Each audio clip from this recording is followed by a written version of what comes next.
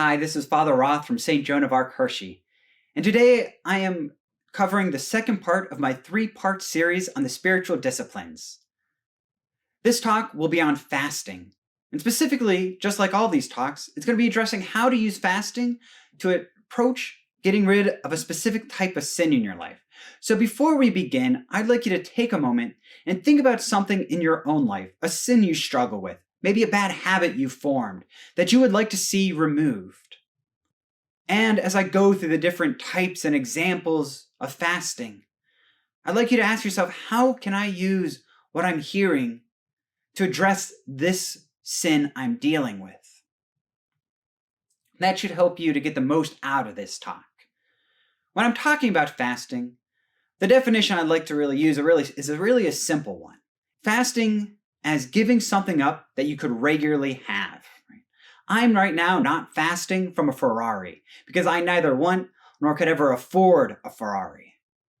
But I can fast from food because that's something I have in my regular daily life. And out of the three spiritual disciplines, this one is actually going to be the best in the case of specifically addressing and getting rid of sins in our life, because it works a lot like an athlete training.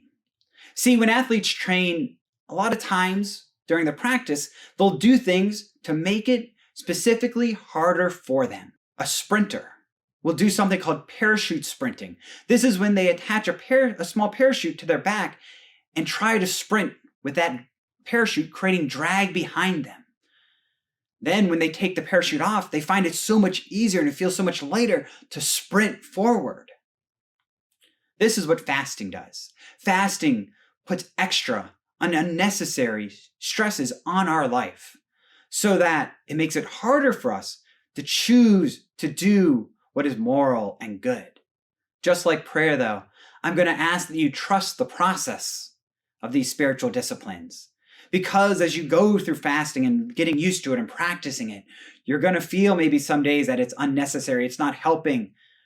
But just like that athlete, the coach tells them to trust the process. And I'm going to ask you also to trust the process, to fight through those days, to work harder, and don't just go a couple days of fasting and decide it's not helping.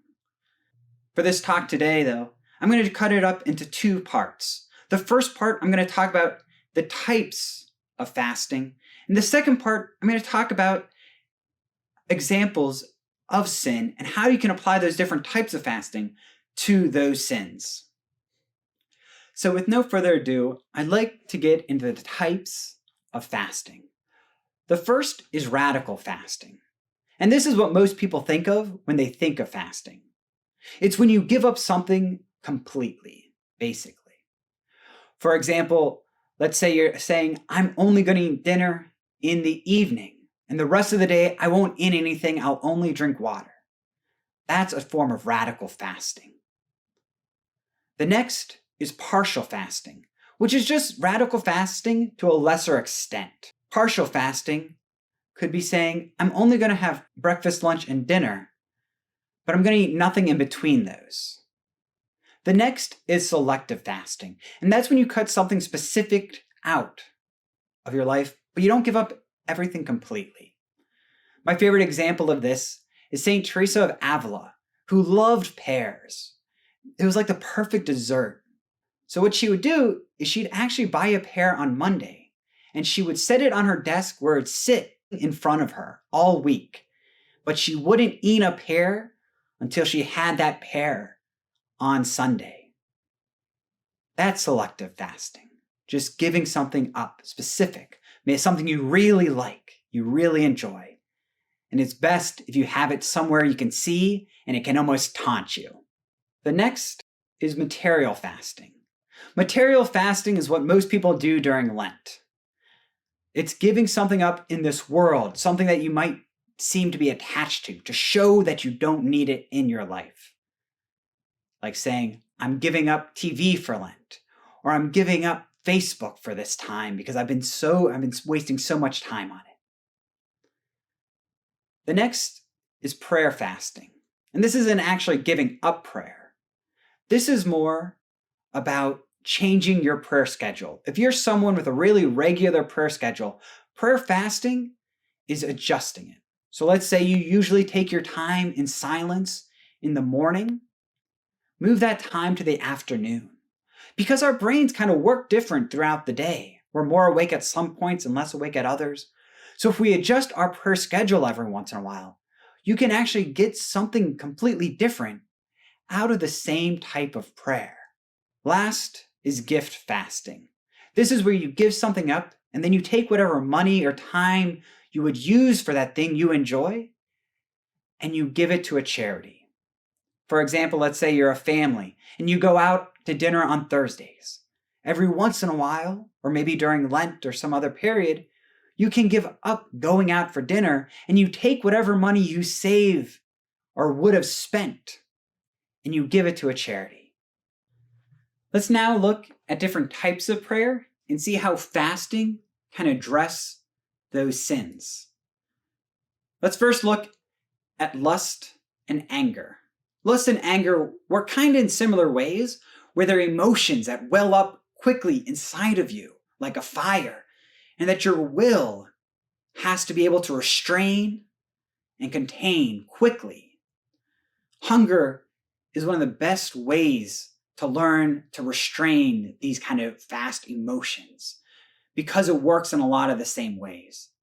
So for lust and anger, I'm going to suggest radical fasting and selective fasting because they both put you in a state where you're hungry and you want to reach after something, but you have to learn to restrain yourself.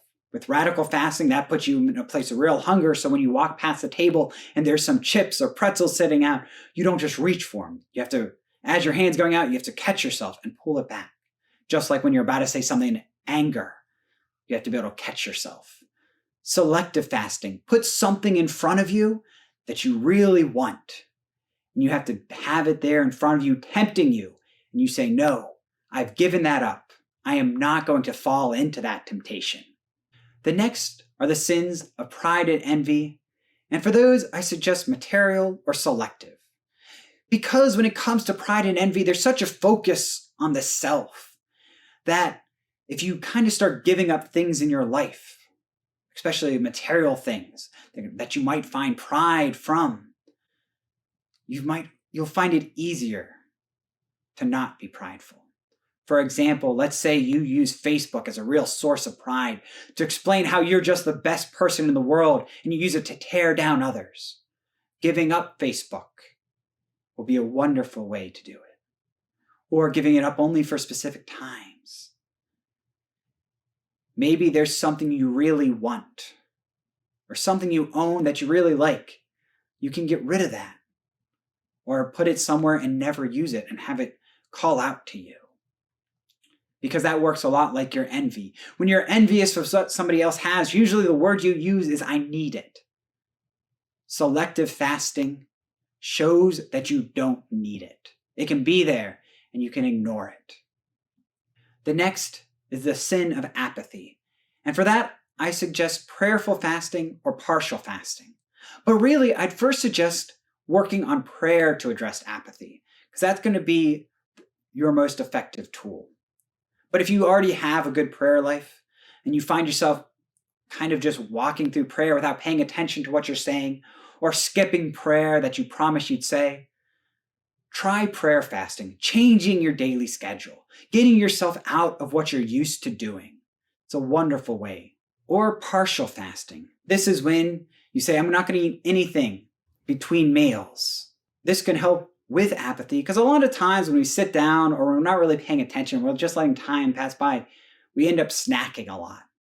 So if you give up all snacks and you say, I'll only eat during major meal times, you have to start paying attention to what you're doing.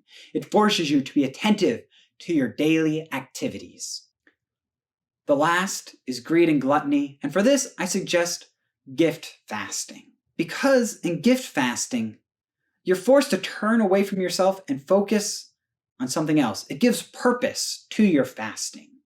When you struggle with gluttony, just giving up food can be really hard, but if you give yourself a reason, see, I'm going to not order from this restaurant that I always order a big meal for on Thursdays, and I'm going to take what I usually spend and give that to a charity.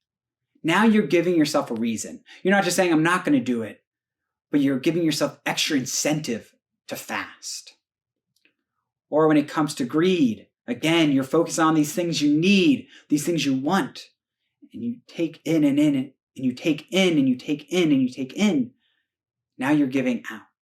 Your fasting becomes fruitful not to you, but to somebody else in need. I hope this explanation of fasting and these examples can help you become a holier person closer to our Savior Jesus Christ. God bless, and have a wonderful rest of your day.